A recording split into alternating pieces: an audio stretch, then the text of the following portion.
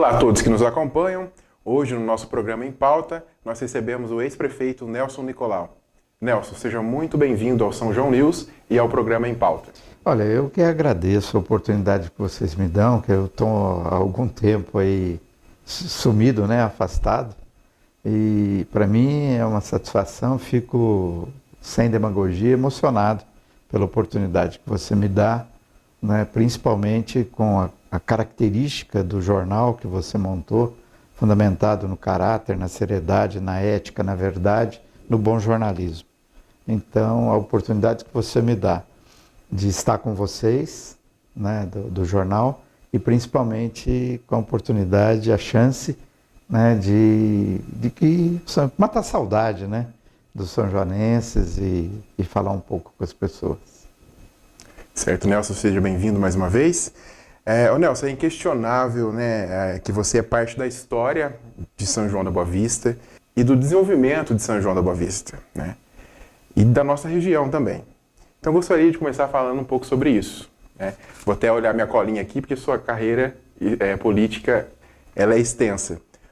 Você foi vereador de 72 a 76, prefeito de 72 a 82, de 2005 a 2008, de 2009 a 2012. Também foi deputado estadual por 2 mandatos, de 83 a 87 e de 87 a 91. E secretário de Agricultura no governo do estado de São Paulo, na gestão Franco Montoro. Então, minha primeira pergunta, Nelson, é o seguinte: como era São João da Boa Vista quando você iniciou na vida pública, né? Quais foram os pilares dos seus programas de governo? Bom, São João sempre foi uma cidade bem boa, né? Pelas características, uma cidade com um clima extremamente favorável, que esse sopé da Mantiqueira é uma coisa maravilhosa, sempre muito atraente, mas nós tínhamos uma economia basicamente na agricultura e na pecuária, e isso trazia um nível de empregos oferecidos pequeno para a população que crescia. Nós tínhamos, depois de muito tempo, a Eufusa, que era uma das poucas indústrias que existiam, né? E logo um tempo depois a Cifel, mas elas não absorviam toda a massa de trabalho oferecida, principalmente os jovens, que tinham que ir embora até para estudar, né? Para fazer faculdades e tal. E era uma cidade de cerca de 40 mil habitantes, mas uma cidade que tinha urbanisticamente um passivo muito grande. Os bairros da cidade, né, Santo Antônio, Vila Brasil, DR, Nossa Senhora de Fátima, Santo André, no alto da Vila Valentim e tal, não tinha asfalto, né, não tinha saneamento básico, o esgoto correndo a céu aberto nas ruas, as crianças muitas vezes brincando, né, no esgoto. Me lembro muito bem, ali na esquina da João Osório, tinha o posto da família Ruiz, que hoje é uma casa que está fechada ali, né? Era um posto de gasolina. E o pessoal, as moças e moços do Santo Antônio vinham passear na Praça Joaquim José, no footing da Armando Salles, né? Quando chovia, elas tiravam o sapato, traziam o sapato na mão, vinham descalças, lavavam os pés quando chegavam ali numa torneira que tinha no posto, né, para pôr o sapato de novo para vir para o centro da cidade, né? Então, não havia pavimentação, não havia... As lâmpadas eram aquelas lampadinhas incandescentes, uma escuridão, então não havia cuidado com os bairros, que são principalmente aqueles que precisam, que mais precisam. Às vezes, passava-se capa asfáltica nas ruas centrais, que já tinham paralelepípedo, mas os bairros, realmente, isso é histórico, não estou puxando a sardinha para o nosso lado, muito menos a pretensão de ser o grande construtor da cidade, pelo contrário. A cidade é o que é hoje em função da dinâmica da sua população, daqueles que aqui viveram e daqueles que ainda vivem aqui. Mas efetivamente o nosso pessoal, eu, Beraldo, a moçada na época, né? O Vanderlei já fazia parte dessa turma, Dr. Gastão e principalmente uma moçada, o Alencar, né? A gente começou a interferir nesse processo e através de uma política que privilegiava efetivamente as populações que precisam, estabelecendo as prioridades, nós fomos mudando essa realidade, né?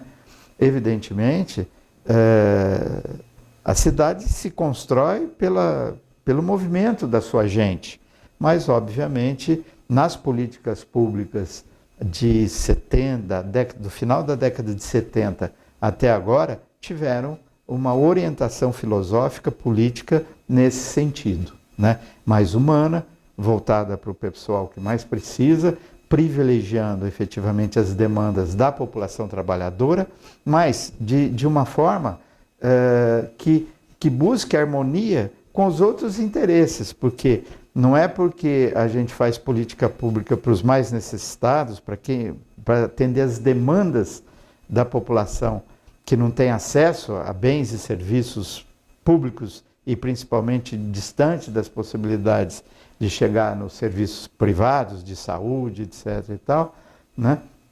Mas buscando o apoio das classes mais abastadas, dos empresários, dos empreendedores, daqueles que têm dinheiro, né, para investir, né? Haja vista, posso resumir, no distrito industrial hoje, né? Você não conseguiria abrir vagas de trabalho se você não fortalecesse o parque industrial local, né? Mas você também não conseguiria fazê-lo se você não envolvesse os que detêm o capital para investir nas empresas. Então, não vou dizer que isso é sabedoria nem inteligência, né? É meio um pouco do jeitinho nosso de ser, mas fundamentado numa filosofia, né? Que é a nossa, uma filosofia de vida, né? Fundamentada na solidariedade e não no egoísmo. Perfeito, Nelson. E qual foi a sua motivação para entrar na política? Como foi esse processo de entrada na política? É difícil a gente saber, né, exatamente, mas eu nasci no meio da política, né? Meu pai e meu tio Miguel, o tio Miguel foi prefeito, foi deputado, meu pai foi vereador diversas vezes, assumiu a Assembleia Legislativa, que ele tinha sido eleito suplente de deputado, acabou assumindo. Então, nós vivemos a vida inteira, desde que nasci na política. E acho que a grande vantagem, às vezes as pessoas metem o pau em alguém ficar em cima do muro, né? Mas eu literalmente nasci em cima do muro. Porque o meu avô materno, né, o Chico Mancini, pai da minha mãe, era exatamente pertencente à oligarquia rural, aos empresários rurais da época de São João, né? Em contraposição ao tio Miguel e meu pai, que eram ligados a uma política mais social, mais popular e tal. Então eu ouvia tanto um lado quanto o outro, né? E sempre eu fui sempre muito de falar pouco, né? Então eu até cunhei ao longo do tempo uma expressão que eu vivi sempre rouco de tanto ouvir, né? Então eu fui criando essa capacidade de ouvir as coisas boas de um lado, né, pensava nas coisas com as quais eu não concordava, ouvia do outro, sabe? De alguma forma eu entendo que você tem que... A democracia, né, sem querer filosofar, a democracia pressupõe o diálogo, o debate maduro, a oportunidade do contraditório, e é a partir daí que você tira o consenso daquilo que é comum, de interesse comum. Sabe, não é uma questão de ficar brigando, xingando, né? É uma questão de você ter a habilidade de ouvir quais são as demandas da sociedade, o que a população pensa, o que ela deseja, né? E guardar energia para fazer, para resolver o problema. Não ficar com questõezinhas, briguinhas, xingando, querendo arrebentar com a história do outro, né? Constrói a sua, vamos ouvir a população, né? E edificar no sentido da vontade política da sociedade. Aí dá certo. Certo. Nelson, e olhando para aquele jovem lá atrás, né, quando você iniciou, olhando para São João da Boa Vista lá atrás, né, e vendo hoje Nossa, São se João eu como polo... olhar para aquele jovem, me dá um... Mas olhando lá para trás e vendo agora São João da Boa Vista como um polo regional, né, e referência em muitas áreas, eu pergunto, valeu a pena todo o trabalho? Nossa, se valeu a pena. O único patrimônio que a gente leva da vida é esse, a satisfação de ter feito, a satisfação de ter contribuído, de ter vivido esse processo, né?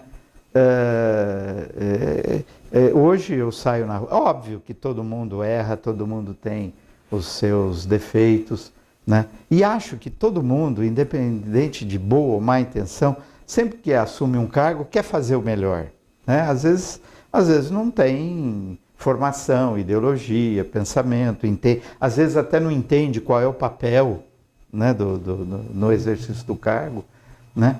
Mas a satisfação é muito grande. Hoje eu saio na rua, né, com todos os problemas que estiveram perto de mim, eu saio na rua, a grande maioria das pessoas, né, vem, me abraça, pede minha volta, né? Eu não vou voltar, eu estou aqui. Já então tá aqui. É muita alegria, muita alegria, muita alegria. E qual que é o caminho, na sua visão de político experiente, né, para que São João não perca esses avanços que nós tivemos e continue assim no caminho de um progresso? Olha, eu acho que, obviamente, São João é, sem dúvida nenhuma, uma cidade com os maiores indicadores de qualidade de vida que a gente poderia ter. Agora, tem muita coisa que ser feita ainda, né? Muita coisa. Eu não consegui fazer tudo, Beraldo não conseguiu fazer tudo, o Dr. Gastão não conseguiu fazer tudo, Vanderlei não conseguiu fazer tudo, mas fizemos muito, tá? Tanto que, se você comparar São João com as outras cidades da região e com a média das cidades do estado de São Paulo e brasileira, nós temos, é uma cidade que oferece oportunidade para as pessoas terem uma vida mais digna, né? Uma vida melhor. Mas tem muito que fazer ainda, principalmente, eu acho que nós estamos num ponto assim de inflexão, né? Porque quando a cidade cresce, as demandas aumentam, né? E esse desenvolvimento, embora equilibrado, porque nós nunca trabalhamos para trazer uma empresa automobilística de 3 mil, 4 mil empregos, porque você incha a cidade e arrebenta com a qualidade de vida. Então é preferível você trazer 10 empresas de 200, 300 empregados do que uma de... Até porque se fecha, são 3 mil desempregados na rua, né? Então você tem que ter esse equilíbrio, né? Mas a cidade cresceu. Quando eu fui prefeito a primeira vez, eram 40 mil habitantes. Mais ou menos hoje está próximo de 100.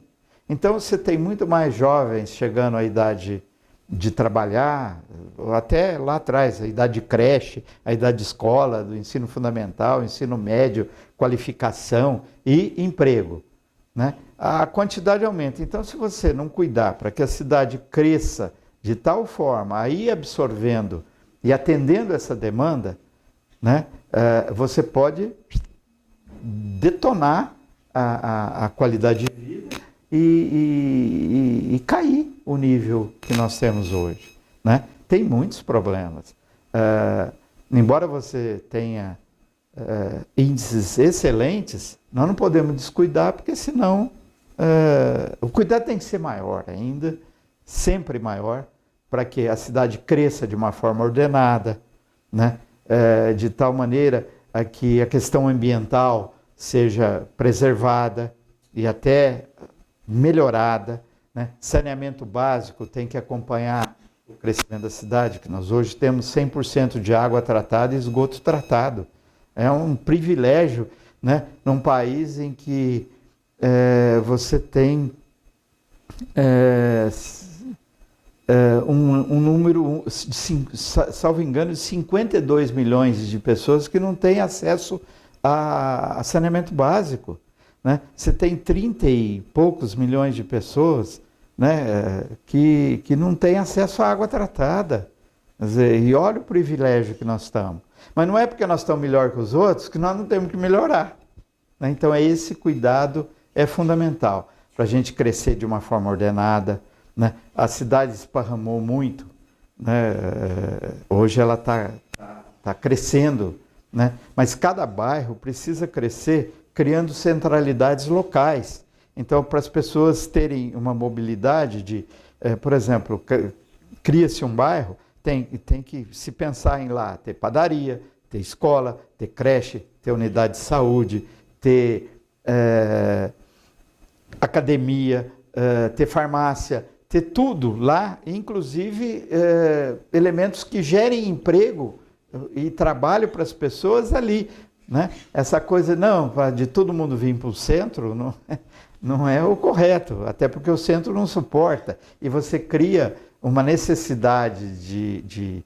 As pessoas não devem andar o menos possível, devem andar nas pistas de caminhada para fazer exercício, mas andar para ir na escola, andar para correr na saúde, andar para ir na creche, andar para comprar um pão longe, andar para ir trabalhar longe, não é legal. Então você precisa ter um planejamento urbano daqui para frente para que você venha criar ações mitigantes daquele crescimento lateral, ocupar os espaços vazios com ofertas de espaço para trabalho, de emprego, de empreendimento e os equipamentos básicos de saúde, escola, creche e tudo mais. E lazer e cultura, né? Principalmente. As pessoas têm que viver integradas naquela área em que vive com uma mobilidade local ali, né? Perfeito. Nelson, quais, assim, na sua visão, né, os principais avanços trazidos para São João durante os seus mandatos? Assim, obras, coisas assim mais palpáveis que você considera que durante os seus mandatos você trouxe para São João? Não é mentideza da minha parte, não, mas eu vou esquecer um monte, porque foram bastantes. Na realidade, tinha assim um eixo de pensamento, né? Nós queremos construir uma cidade inclusiva, uma cidade que permita a todo mundo ter acesso a uma vida melhor, uma vida mais digna, direito a que todos têm simplesmente pelo fato de ser gente. E uma cidade inclusiva é aquela que tem oportunidade para todo mundo ter uma vida saudável, morar bem, ter escolas em todos os níveis, poder se capacitar para trabalho e ter o trabalho, né? Ter saúde, um atendimento, né, uma garantia de que se precisar vai ter saúde. Então, esse era o eixo. Então, o que nós fizemos? Nós criamos as unidades de saúde, que antes não tinha. Você tinha da prefeitura apenas uma unidade que atendia pediatria, só pediatria, tá? Se não me engano, da meio-dia às 5 da tarde e sábado e domingo fechado. Não tinha. Nós começamos a criar um sistema democratizado de saúde, com o que nós chamamos de PPA, que era o posto de pronto atendimento, que atendia a toda a população, em todos os momentos, e criamos inclusive os postos das unidades rurais, no Jerivá, Bairro Alegre e Pedregulho. E nós fomos precursores do SUS, que a prefeitura fazia sozinha o papel do SUS hoje, né? Então, isso foi fundamentado, foi baseado numa ideia do meu pai, que quando o tio Miguel era prefeito, meu pai era chefe do posto do Sandu. O Sandu, pouca gente deve se lembrar, era uma entidade que atendia os previdenciários dos diversos setores, bancários, engenheiros, quem era... Porque não era, naquela época não tinha o INSS, um só instituto. Cada categoria de trabalhadores tinha o seu instituto específico. E o Sandu passou a ser uma unidade médica que atendia os previdenciários. E nessa época, o tio Miguel fez um convênio, né, por proposição do meu pai, Dr. Durval Nicolau, né, que a prefeitura passava recursos para o Sandu para atender toda a população, independente de ser previdenciário ou não. inclusive na roça, as ambulâncias na roça atender as pessoas. Então, baseado nessa experiência, né, do meu pai e do tio Miguel, eu implantei esse sistema com a ajuda do Dr. José Eduardo Passos Jorge, que era um médico com uma visão muito social bem aprimorada, do Dr. Benedito Vistim e do saudoso Dr. Minghini, né, que foram os primeiros diretores, e a Sônia Mara, que foi a primeira diretora de saúde nossa. E criamos esse modelo que depois virou o SUS, que aí o Beraldo veio, construiu outras unidades, o Dr. Gastão outras, e assim a cidade tem essa estrutura de saúde hoje, né? E com a municipalização de saúde que vem em seguida, nós temos tem defeitos, tem falhas para serem corrigidas, tem coisas para serem melhoradas, mas nós temos uma estrutura de saúde que a gente pode dizer invejável, né? Então criamos isso. Outra questão que abordamos foi o saneamento dos bairros, né? Nós asfaltamos todos os bairros na época e essa ideia continuou porque a população passou a cobrar, né? Asfaltamos e pavimentamos todos os bairros, né? E com saneamento básico. O doutor Antenor, que me antecedeu, que fez o convênio de passar os serviços de água para a Sabesp, né? E eu batalhei junto ao governador Paulo Egídio, quando eu fui eleito, que trouxe a nova estação de tratamento de água, estendeu a distribuição de água para a cidade inteira e, em seguida, com o trabalho nosso, como deputado, criou-se a estação de tratamento de esgoto. Então, saneamento básico, né? Saúde. O doutor Ademir, uma vez, falou comigo, né, que ele dava plantão em Vargem Grande do Sul, né? Ele falava que ele percebia mais saúde nas crianças de São João do que na Vargem, com todo o perdão de Vargem Grande, que eu adoro essa cidade, mas por conta da água tratada, do esgoto tratado. O doutor Minghini, não é uma pena esse homem ter ido embora, né? Ele me falava, né? E uma vez ele me mostrou, tanto por isso, em homenagem a ele, que eu pus nome naquela creche lá do bairro Alegre, o nome dele. Ele me mostrava fotografias de antes e depois das crianças dos desfiles do 24 de junho, né? Ele percebia o desenvolvimento físico das crianças em função do sistema de saúde, que atendia, preparava as mães para o parto, no trabalho de gestantes, no serviço de pediatria das unidades de saúde e principalmente em função do saneamento básico, né? Outro ponto, né, para a qualidade de vida é a escola, né?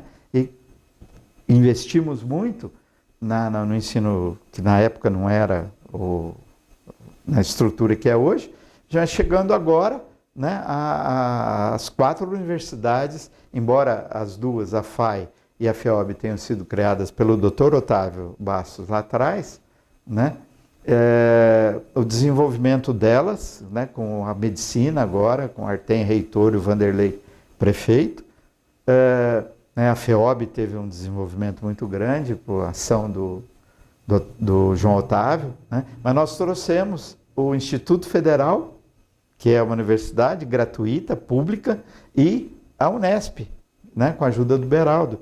Então, nós temos uma qualidade de ensino excepcional, né? E casa popular,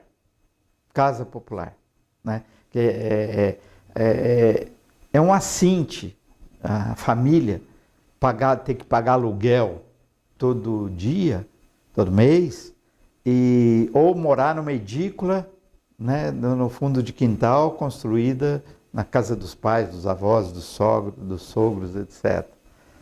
O dinheiro... Se me permite, Nelson, eu ia fazer essa pergunta mais à frente, mas aproveitando que já tocou no assunto, São João é referência, né, nessa questão de habitação popular, né? Sim.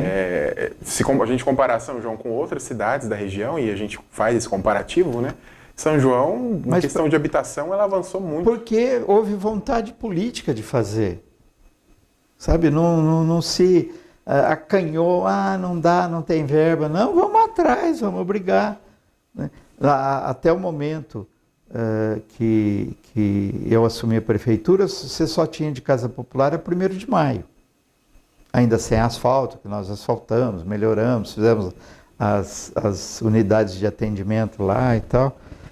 Mas depois, né, a gente fez Durval Nicolau, né, que o Beraldo completou as outras etapas, mas nós é que assinamos o contrato, compramos o terreno para fazer o Durval Nicolau. Jardim Guanabara, né, Jardim Crepúsculo, o Recanto, Jardim Recanto, que é lá no Santo Antônio. Eu vou esquecer. Jardim Recanto, né?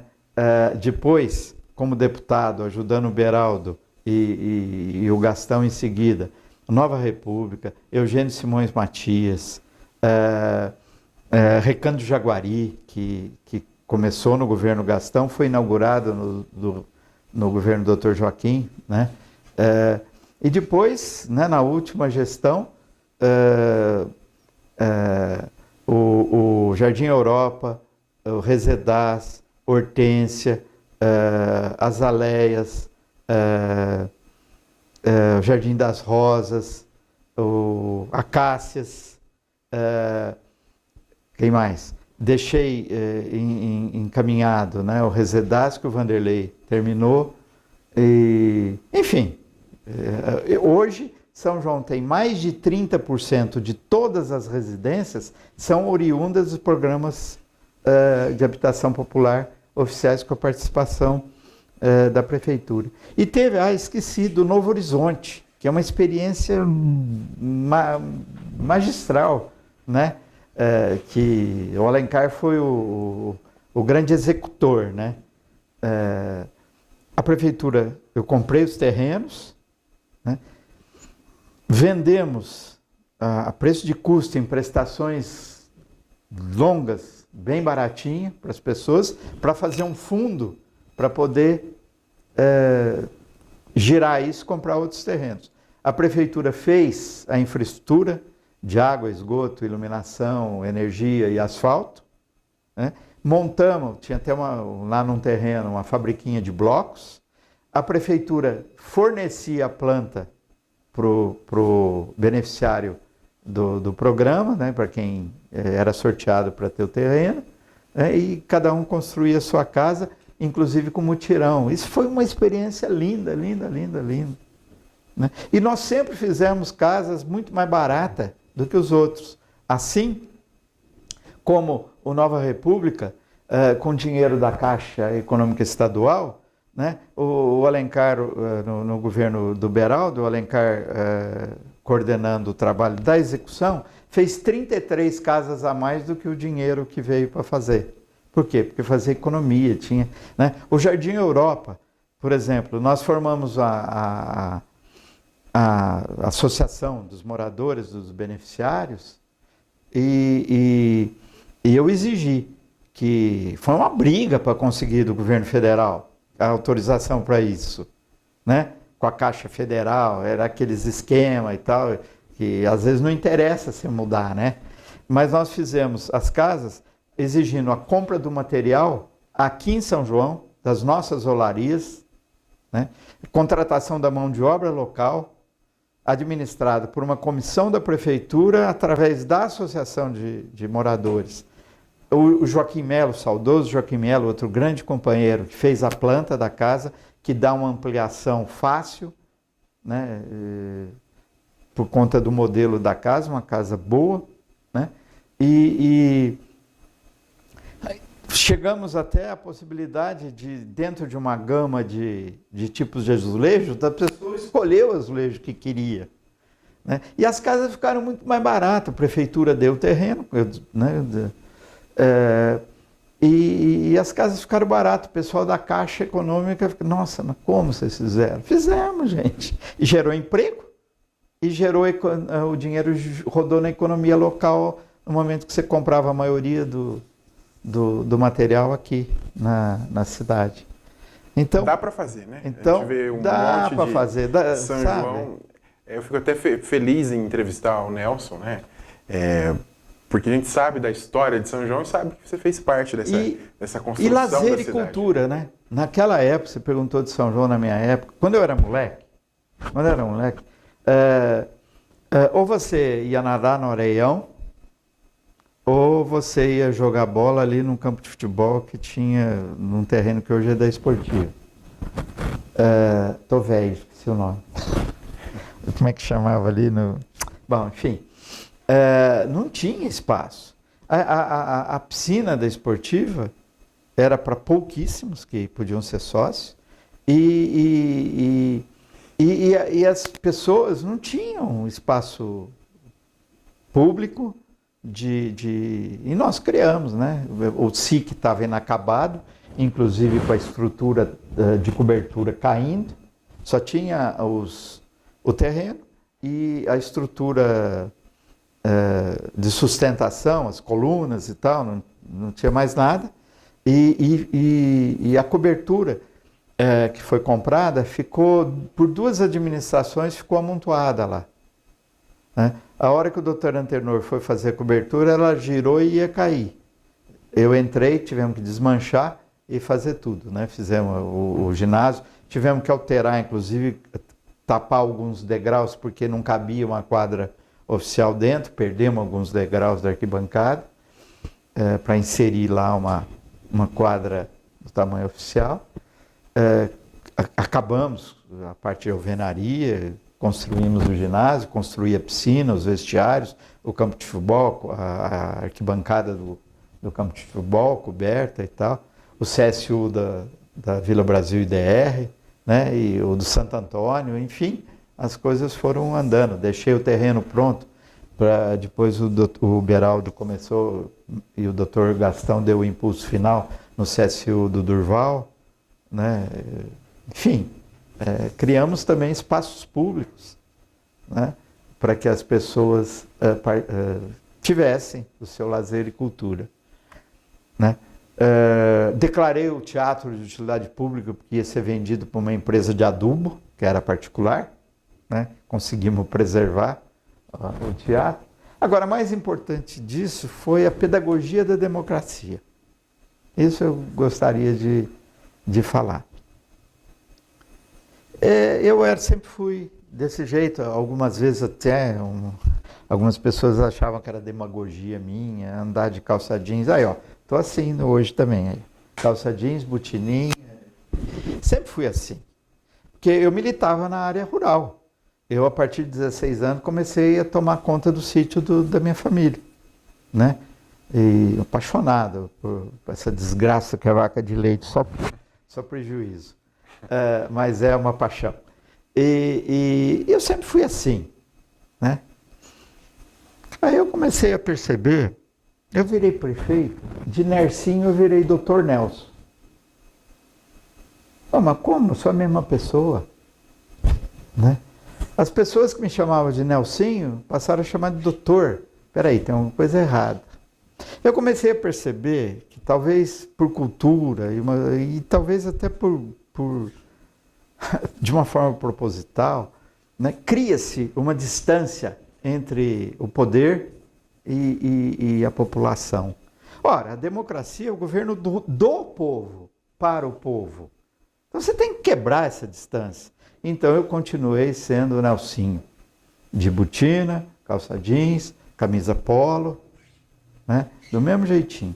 E as pessoas, Nelsinho, precisa faltar lá o Santo Antônio, ou precisa de uma creche, precisa isso, posso fazer? Como é que eu faço? Para fazer um abaixo-assinado? Não, para fazer abaixo-assinado não, faz uma reunião lá na tua casa, junta a turma lá que eu vou lá. Mas como você vai lá? Vou, ué.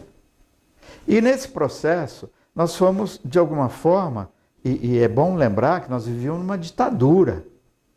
que tudo era proibido falar, era proibido pensar, era proibido, e atuar então em benefício de uma comunidade era pior ainda, né? Meu pai e meu tio Miguel ficaram sumidos no golpe militar por 60 dias, nós não sabíamos onde estavam. O tio Chafi, que era um outro irmão do meu pai e do tio Miguel, o tio Chafi era funcionário da Caixa Econômica Federal. Antes disso, ele era funcionário da agência de caminhão que meu tio tinha, em sociedade com o Jorge Inácio, né? Foi preso, ficou 45 dias aqui preso com Rosário Mazzi, Renato Santos, Zé Lopes, Zé Trafani, os companheiros. Então, eu vivi na carne o que foi a ditadura, né? Então, nós conseguimos fazer essa pedagogia. Aí começamos a sistematizar isso, né? Nós organizávamos 16 reuniões nos bairros e na cidade inteira. Eram 16 pontos. A gente fazia 16 reuniões para discutir, para ouvir. Fora que eu ia nas escolas, ia na praça, ia na rua, no futebol, em todo lugar, sempre rouco de tanto ouvir. Ouvindo, com humildade. Com a consciência que eu sabia menos que o povo. E o concreto do povo é simples, gente. O povo não complica as coisas, não. O concreto dele é simples, é coisa pouca, né? Coisa factível, viável de se resolver. Se você tiver a sabedoria de ouvir, você acerta. E aí acaba tendo uma imagem de que fez alguma coisa, né? Então nós fazíamos reuniões de bairro para discutir a demanda de cada região da cidade. No primeiro semestre, voltávamos no segundo, consolidava nessa segunda reunião quais eram as prioridades do bairro. Depois, nessa última reunião, a comunidade local indicava quais seriam os seus representantes para a reunião final. Não tinha líderes institucionalizados em cada uma, era uma coisa aberta. E a gente ia para ouvir, né? Sinceramente, eu podava quem, né, o pessoal, os próprios diretores da prefeitura, começar. Não, é para ouvir. Sentar e ouvir. Ouvir tudo que tem que ouvir, tudo anotado e tal. Aí elegia-se os representantes, 3 representantes de cada região, para uma reunião final para fazer o orçamento participativo. Foi uma das primeiras experiências de orçamento participativo no Brasil. Que eu me lembro era São João da Boa Vista e Lages, em Santa Catarina, cujo prefeito era o Dirceu Carneiro, né? Mas era uma coisa efetiva, não era... Ia pondo na lousa, ia discutindo, ia debatendo item por item. 99,9% dos itens foram atendidos. Teve uma última reunião que estavam fazendo, né? Não, o dinheiro é esse, vai arrecadar isso, vai arrecadar aquilo, vai ter tanto de recurso e tem que fazer isso. E estava faltando algum dinheiro para fazer um tanto de alguns itens das prioridades. O Luiz tinha apelido de Reforço, grande amigo da gente, um cara da população, né? Ele vira e fala: ô Nelson, mas peraí, quanto que precisa para fazer isso aí? Fizer uma conta, vai precisar tantos dinheiros para fazer isso aqui. Ele fala: mas peraí, se aumentar aqui 3% do IPTU, tá? Dá esse recurso para fazer. E aumentar 3% no IPTU não é nada. Tá certo? Dá para a população absorver e faz tudo. Quer dizer, a população propondo para aumentar imposto, gente. Olha que maravilha. Né? Claro que não era uma coisa exorbitante, era coisa de Sim. 3%. Por falar em imposto, posso falar mais um pouquinho? Não está muito longo? Pode falar. Fique à vontade. Quando eu assumi a prefeitura, não havia critério para cobrança de impostos, de IPTU. E eu morava lá no São Benedito, minha casa. Minha casa no São Benedito pagava mais imposto do que casas ali na Praça Joaquim José, São Benedito.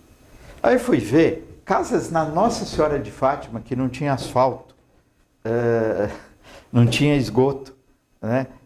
Lâmpada incandescente, daquelas luzinhas incandescentes que nem existe mais nos postes, né? Parecia uns tomatinhos pendurados nos postes.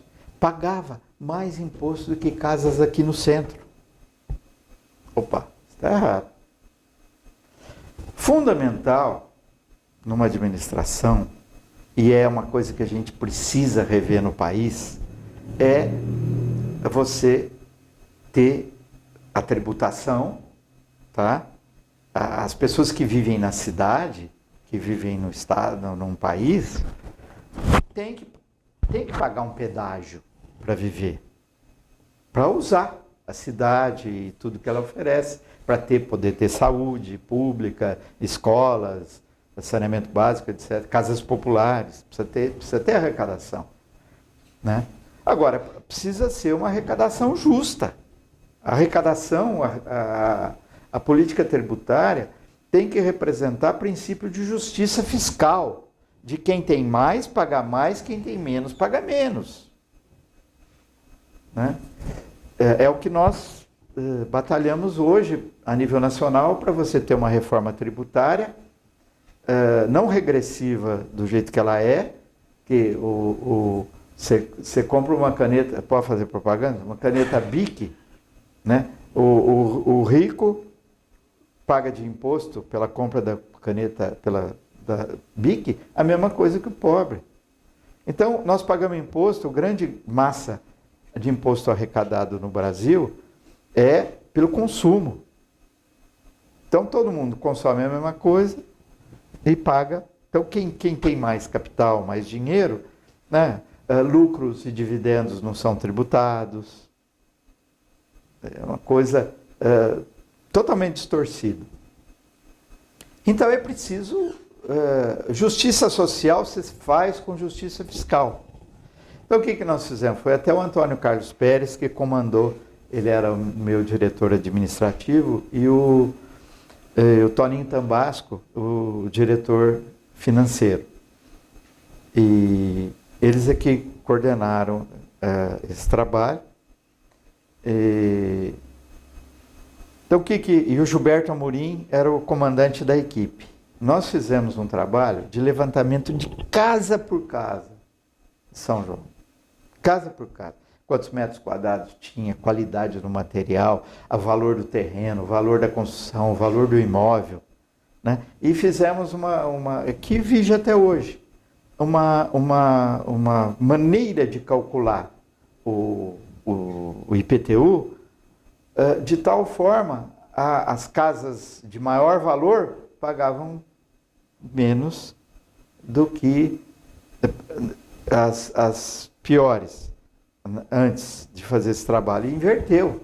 Então, baixou o imposto nos bairros e aumentou consideravelmente do centro e das regiões mais ricas da cidade. E não teve chiadeira. A população entendeu.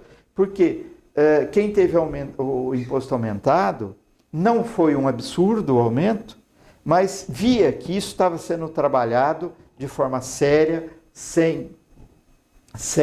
com muita eficácia, com muita eficiência, e resultando em trabalhos para melhoramento da vida daqueles que precisavam, né? E a cidade melhorando. Perfeito. Então, eu acho que foi um pouco disso tudo. Perfeito, Nelson. E a gente falou de ditadura, né? Você passou pelo período de ditadura, participou, né, também da construção dos pilares da nossa democracia, deu a sua contribuição na época. Como você avalia hoje, né, o cenário político nacional, né, essa polarização, esse ódio, né, constante que nós vivemos? O que deu errado? Eu acho que muita coisa deu errado, né? Mas eu tenho a seguinte maneira de pensar. eu acho que não deve se ficar querendo descobrir o culpado e menos ainda culpar quem quer que seja. Eu acho que a gente tinha que pegar qual é a situação que nós vivemos, fazer um diagnóstico profundo da nossa realidade e juntar todo mundo. Porque seja de direita, esquerda, centro, o que for, eu acho que um pouco de sentimento de solidariedade todos têm. Então, o que é que nós... Porque se nós quisermos viver bem, e o viver bem não é só com dinheiro no bolso, é viver em harmonia, né? Em viver com segurança, em viver com a paz. É fundamental que você diminua o máximo possível a desigualdade. E o Brasil é um país extremamente desigual. Né? Nós temos hoje 19 milhões de pessoas passando fome, quase 15 milhões de desempregados, né? 52 milhões de jovens não têm o ensino básico. Pessoas nas filas, né? A gente tem visto aí de açougues para pegar ossos. E tudo isso já existia, houve um período em que melhorou a distribuição de renda, isso é real, mas com a pandemia e a falta de uma política social objetiva, isso está aumentando. Desemprego, a fome, a desesperança. E você não tem, se você não tiver um ambiente bom para os empreendedores empreenderem, para virem recursos externos para investir no desenvolvimento nacional, na geração de emprego, na geração de renda, se por outro lado você não tem cursos de qualificação, de preparação das pessoas para que elas tenham oportunidade de trabalhar, a coisa fica difícil. Então, é fundamental a harmonia para você ter desenvolvimento. E é fundamental o desenvolvimento para você combater a desigualdade, a pobreza e a marginalização das pessoas e a exclusão das pessoas. Né? Então precisava juntar todo mundo. Para com isso, de ficar, porque fulano fez isso errado, porque fulano fez isso, porque é isso, sabe? E eu acho que nós está faltando bom senso e sentimento de solidariedade, de responsabilidade com a nação. O país é imensamente rico. É uma das maiores economias do mundo. Mas nós temos indicadores de pobreza, de exclusão social, incrível. Não pode, gente. E isso não é ser de esquerda, muito menos comunista, nem ser de direita, nem liberal, nem nada. Isso é o mínimo. E não é também de ser frequentador assíduo de igreja. É o mínimo. Se você leu um pouco daquilo que Jesus deixou através dos apóstolos escrito, e a conduta dele na vida, né? É apaixonante, pô. É um pingo um pingo de amor. Isso não é demagogia que eu estou falando. É um pouquinho de respeito ao próximo, sabe? Você consegue mudar as coisas. Nós não contribuímos para São João melhorar? Se em cada município se fizer algo semelhante, você melhora o país. E se você tiver um governo do Estado, um governo central, realmente com gana de resolver os problemas, sem essas picuinhas malucas que você ouve, sabe?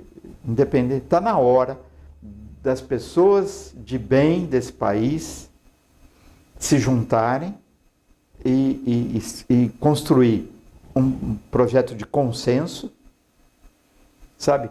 Para realmente dar uma alavancada no desenvolvimento, no combate à desigualdade, combate à pobreza e no crescimento da economia, porque só com essa harmonia é que você consegue construir alguma coisa. Se esse fosso social for aprofundando, cada vez mais gente passando fome, cada vez mais gente desempregada, cada vez mais gente... Vai crescendo as milícias, vai crescendo a violência, vai crescendo o tráfico, e explode, né? Então, se você não cuidar disso, da questão ambiental, de um desenvolvimento autossustentável, então, você não tem recurso externo, se aqui você não tiver essa harmonia, sociedade em harmonia, quem que vai investir aqui? Né? Então, você precisa do capital internacional ajudar no crescimento. E está faltando bom senso, sabe? Eu, às vezes, fico muito irritado com isso. E de todo lado, viu? Não é só Bolsonaro, não é só Lula, todo mundo. Parece que, desculpa dizer isso, até meus companheiros da área política, parece que o nego ganha a eleição, fica pensando só em ganhar a próxima. O que ele tem que fazer para ganhar a próxima eleição, né? E fica num bate-boca, numa xingação e tal. Isso vem muito das redes sociais, isso está acontecendo no mundo, né? Uma coisa de ódio, de cancelamento, que é uma palavra nova aí, né? Querendo ganhar do outro no grito, a qualquer preço, a qualquer custo, sabe? Gente, tem que buscar a informação correta. E vocês, jornalistas, todos, têm um papel fundamental nisso. Porque sem o conhecimento, sem a informação correta, como é que a sociedade pode saber das coisas e ter informação para participar e propor? E aproveitando esse gancho, Nelson, a gente você citou aí os jornalistas, a gente acabou de falar sobre ditadura também, e a imprensa, né, por exemplo, ela vem sofrendo muito ataque em todo o país, né, um ataque constante. E em São João não tem sido diferente também, né? Aqui nos últimos meses a gente tem visto, infelizmente, um desapreço muito grande pelo trabalho da imprensa. E não só isso, né? Um crescente autoritarismo no Poder Executivo, no Legislativo, né? A nível nacional e também em São João da Boa Vista. Na sua visão, né? Qual que é o papel da imprensa, né? Dentro do Estado Democrático de Direito? Eu acho que todos devem ter a liberdade de falar o que pensa, o que deseja, o que propõe, mas com a responsabilidade de se fundamentar na verdade, sabe? Antes de falar, pesquisar, aprofundar no fato, na coisa, e é fundamental que haja divergência, que haja conflito de ideias, que haja contraditório, mas que haja responsabilidade de, com as informações, a gente achar o caminho do consenso e andar para frente. Perfeito. Nelson, a gente está chegando aqui na parte final da entrevista já, né? E tem um assunto, né, que eu gostaria, eu acho que é importante para o desenvolvimento de São João, que começou lá na sua gestão. Questão da represa, né? Eu tenho visto que não tem sido uma das prioridades atualmente a questão da represa. Gostaria que você falasse um pouco sobre como surgiu essa ideia da represa em São João e a importância que ela teria para São João da Boa Vista. Bom, quando eu me elegi a primeira vez, o Dr. Rajé Adib, que era uma pessoa de partido contrário ao nosso, ele era da Arena, eu era do MDB. Mas era uma pessoa extremamente preocupada com São João, batalhava por São João, e uma pessoa extremamente ética, e eu admirava muito ele. Ele me procurou, né, e trouxe, olha, tem duas coisas que você tem que fazer. É tirar São João desse desvio. Você vê o eixo de crescimento natural, seria Campinas para Minas, por lá, por Mococa, Casabranca, Mococa, né, São José do Rio Pardo, e nós estávamos num desvio aqui.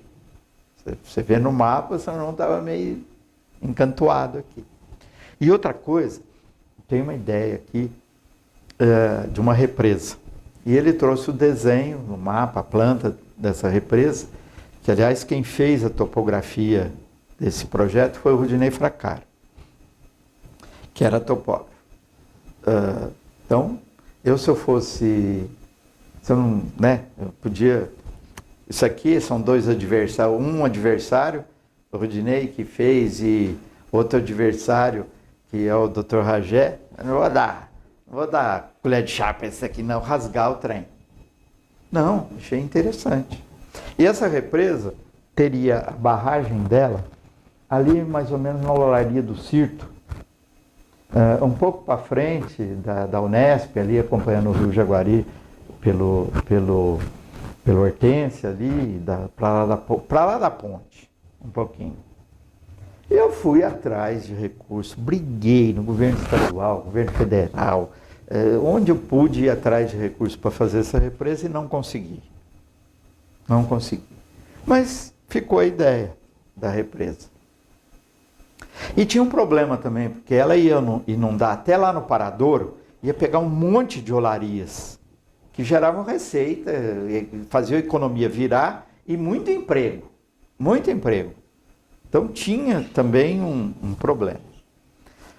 Em função dessa ideia, quando o Dr. Joaquim foi prefeito, ele reacendeu a coisa da represa, porque como essa ideia lá anterior, eu sempre discutia com a população, falava que tinha vontade de fazer e sondava a população, todo mundo queria, essa ideia estava, né, enraizada na população.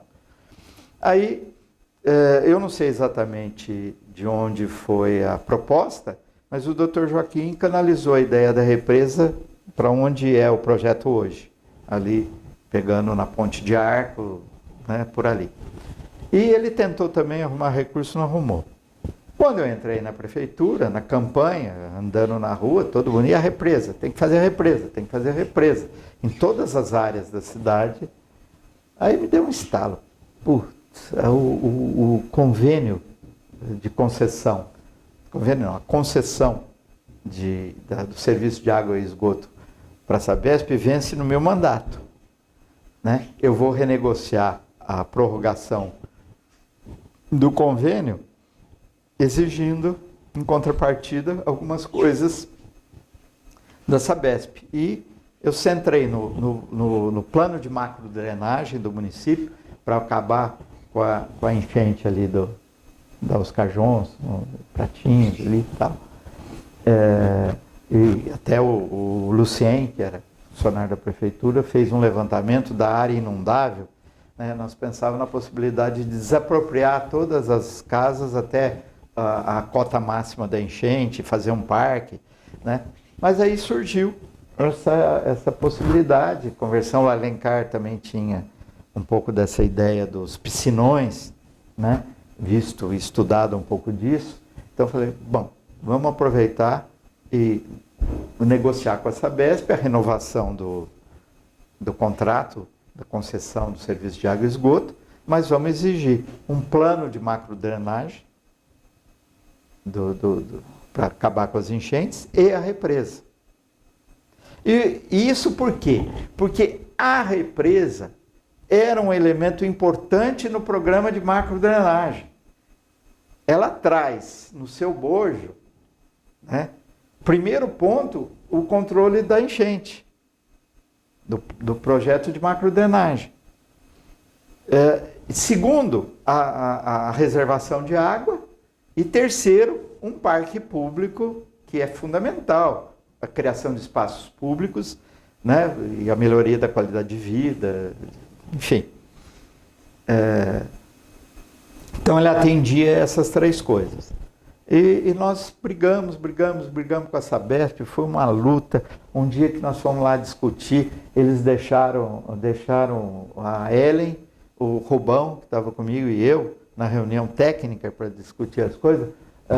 Nós chegamos lá 9 horas, tomamos um cafezinho eram 7 da noite e não tinham trazido um copo d'água para a gente, para ver se, estrategicamente, para derrubar pelo cansaço. E nós firmes. Né? E briga. Aí acabamos convencendo, ganhando a batalha e foi colocado e votado na Câmara a lei, né, com a lei da Câmara e com a lei do Governo do Estado, que a Sabesp teria a responsabilidade de, em contrapartida, a renovação da concessão, de fazer o estudo de macrodrenagem, né?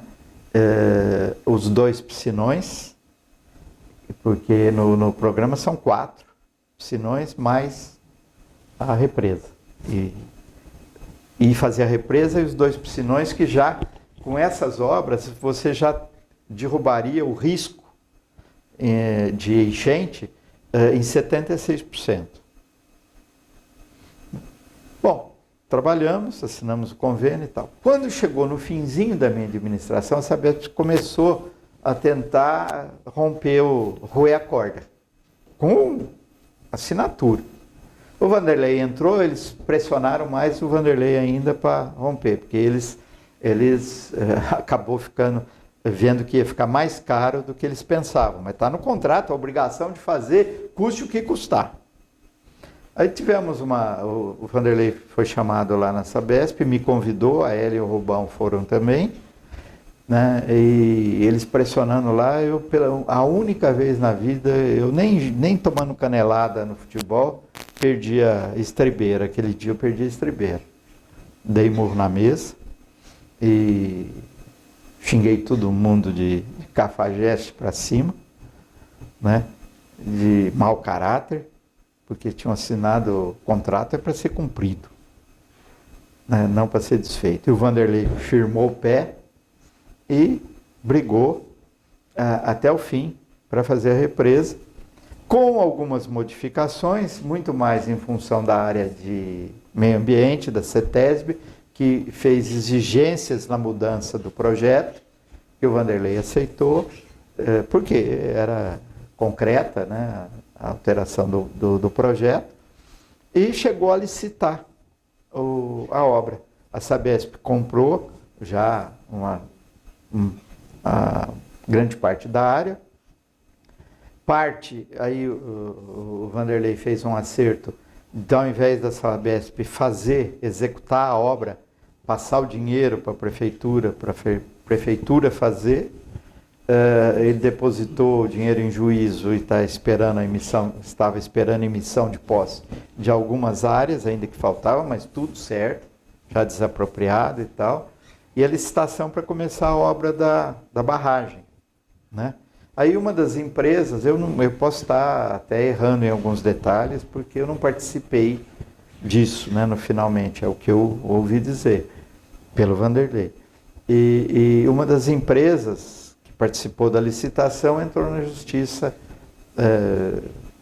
contra a licitação e isso suspendeu, né? É um processo natural de licitações, infelizmente. Empresas assim, contestarem. Contestar.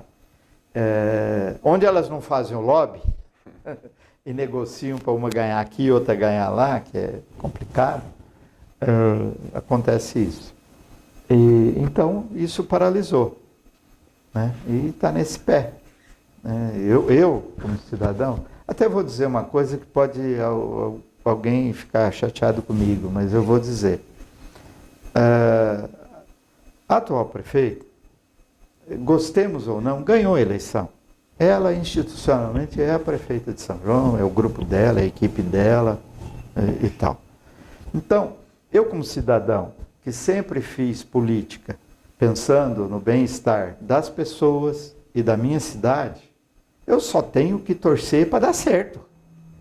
Eu não vou... seria uma burrice, incoerência, eu seria digno de ser chutado no traseiro se eu pensasse diferente.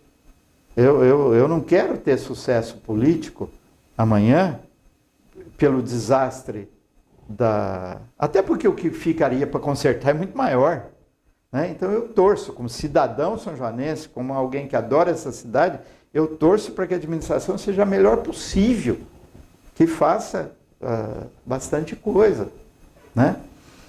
Então, às vezes eu não entendo algumas notícias que vai fazer, não vai fazer represa, né? Até não sou ninguém para dar palpite, não sou ninguém para dar conselho, mas Eu ousaria dizer, com a minha vivência, pega essa represa e toca esse trem e faça a represa, porque quem vai inaugurar é a senhora. Né? Da mesma forma que o Guiomar Novaes teve um probleminha no processo de sorteio, que não foi sacanagem, não foi safadeza, porque o Vanderlei é uma pessoa extremamente íntegra, o Alencar também, né? Foi um erro de duplicar na hora de cortar as fitinhas lá para fazer tinha xerocado mais folhas da lista, né? E a demora hoje de aprovação do projeto é porque a Sabesp está exigindo da empresa loteadora coisas que seriam da responsabilidade da Sabesp. A Sabesp é que teria que analisar se ela tem água e esgoto para atender aquele loteamento. Agora, ela está exigindo daquele loteamento obras para atender futuro outras áreas que deveria ser da responsabilidade dela e está no contrato, que ela é que é responsável para aduzir água e captar esgoto, fazer infraestrutura para isso. E posso dizer, lá no Nova União e no Aurora, ela exigiu obras do pessoal do Ponto Alto, aquela bruta caixa d'água lá, a rasgar a cidade para fazer a adução, obras que deveriam ser responsabilidade dela, Sabesp. Está no contrato, não sou eu que estou dizendo. Então, o impasse foi gerado, tanto que o Nova União está construindo as casas e, ao mesmo tempo que entraram com o Guiomar Novaes, está por isso, não foi porque o loteamento não existia. Então o que eu imagino, se eu estivesse no lugar da administração hoje, eu pegaria o Guiomar Novaes, vamos correr atrás para fazer esse trem e entregar a casa para o povo. E não ficar, sabe, querendo bater nas pessoas, sabe? Eu torço para a prefeita ser a melhor prefeita da história de São João, porque é ela que está lá, ela que está responsável. Torço mesmo, senão seria incoerência da minha parte, né? Seria uma loucura. Agora, precisa ter um pouco mais de ação nessas, né? Não gastar energia com algumas coisas que sabe que não foram incorretas, que não foi por maldade. Pode até em uma outra coisa ter erros. Eu eventualmente posso ter errado, mas nunca por má fé, nunca por má índole, nunca propositadamente, né? Então, quem que vai entregar as casas do Nova União? A prefeita atual. Quem foi na inauguração do novo supermercado? A prefeita atual, ela que está instituída no cargo, com a responsabilidade. Então, ela que vai entregar o Nova União, ela que vai entregar, se pegar para trabalhar, para corrigir os problemas e fazer o programa das casas andar, se ela fizer, ela que vai ser a pessoa que ficar para a história que fez a represa. Sabe? Então... usar a energia no lugar certo. Lógico, lógico. Somos todos da mesma cidade, todo mundo conhece todo mundo, amigo de todo mundo, sabe? Não precisava isso. Certo.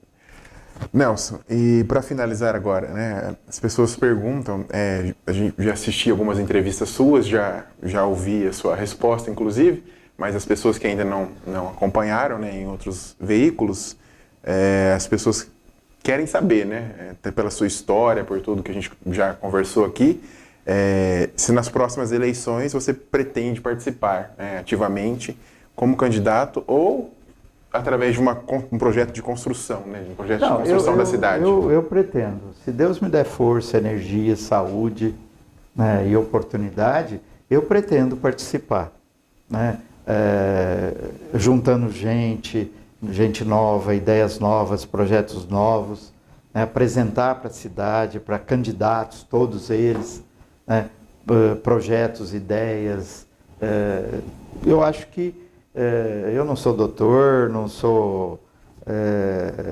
né? Acho que podia ter aprendido mais na vida, podia ter estudado mais, podia ter, né, me preparado até mais, mas eu acho que nesse período todo, poxa, são mais de 40 anos, né, que a gente está aí com a mão na massa, né, com resultados e com erros. Então eu acho que eu tenho alguma... E eu tenho muita aptidão para a coisa do urbanismo, e da questão social, né? Eu acho que a gente pode contribuir muito para isso. Então eu pretendo estar presente, mas não quero brigar com ninguém, não quero que ninguém brigue comigo, eu quero harmonia e paz, sabe? De uma forma madura, ética, séria, construtiva. Se eu puder ajudar a aglutinar forças que se preocupem com a cidade, com o futuro da cidade, com as pessoas daqui tendo melhor qualidade de vida, né? E oportunidades para todos terem essa vida mais digna, direito a que todo mundo tem só pelo fato de ser gente, né? Eu estou aí para contribuir. Agora, candidato a prefeito, infelizmente eu não vou poder ser. Pelo menos pelo que eu sei, meu filho, Gustavo, advogado e um bom advogado. Os meus advogados que cuidaram dos meus casos são ótimos. Então, a informação que o Gustavo me traz e que meus advogados trouxeram é que, apesar dos meus processos terem sido... Olha que barbaridade, eu cumpri pena de um processo que foi extinto. Quer dizer, se não tivesse aquela história da prisão em segunda instância, eu não teria cumprido pena, não teria sido condenado. Que foi extinto. Né? Os 3 processos foram extintos. O outro, que não deu tempo para chegar na extinção, eu tive um indulto. Quando os 3 foram extintos, esse outro, que eu já cumpri a pena, foi enquadrado no indulto de 2017. De 25 de dezembro de 2017. Então, eu fui liberado dos processos, estou livre, sou cidadão, livre, ficha limpa, né? Mas, infelizmente, a lei vigente, o indulto te indulta, te livra, te perdoa a pena, mas esqueceram desse perdão ser estendido a você não poder participar de processo eleitoral como candidato. Então, eu sou inelegível por 8 anos a partir de 25 de dezembro de 2017. Se não mudar essa lei, não estou advogando em causa própria, mas é um absurdo. Se o indulto te perdoa, tem que perdoar de tudo, né? Se eu posso votar, por que eu não posso ser candidato? Então, mas, pela lei vigente, eu sou inelegível até dia 25 de dezembro de 25. Então, a eleição em 24, Nelson não é candidato. Certo. Nelson, muito obrigado pela sua participação, né, nesse bate-papo aqui, nessa aula de política aqui com a sociedade sanjoanense. Você é sempre bem-vindo aqui no São João News, eu agradeço muito a sua presença.